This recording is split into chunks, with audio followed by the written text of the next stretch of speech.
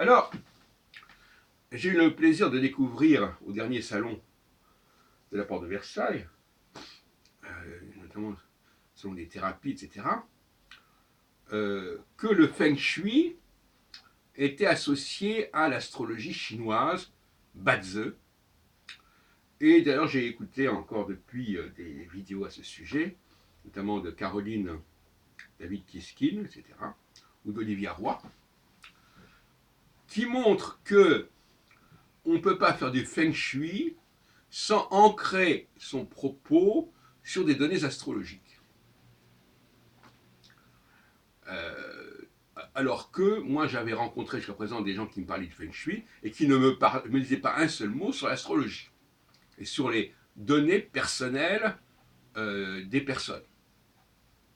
Donc là, il y a un problème. Et en astrologie, on a le même problème.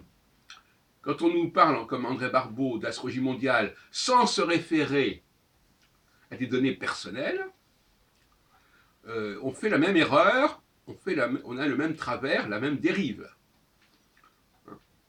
Donc l'astrologie permet d'ancrer toute action dans une certaine forme de réalité humaine. Et quand on refuse de se servir de l'astrologie, que ce soit l'astrologie chinoise ou notre astrologie, là, à la limite, à ce stade-là, ça n'a pas beaucoup d'importance, eh bien, on fait une erreur méthodologique. Bon, maintenant, cela dit, je ne suis pas en train de dire que je suis pour l'astrologie Bazi.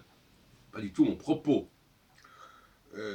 L'astrologie Bazi est fondée sur 4 piliers: l'année, le mois, le jour et l'heure. Et moi, mon astrologie ascendantale, elle ne travaille que sur l'heure. Pourquoi sur l'heure? Parce que sur l'heure, c'est la chose la plus précise, la plus concrète. Hein, si je dis, voilà, la personne est née à telle heure, voilà, elle est née à telle heure, et pas à une autre heure. Maintenant, le jour, le mois, l'année, c'est beaucoup plus vague. Hein, c'est pour ça que je suis contre l'astrologie du signe solaire, et je suis pour l'astrologie du signe ascendant.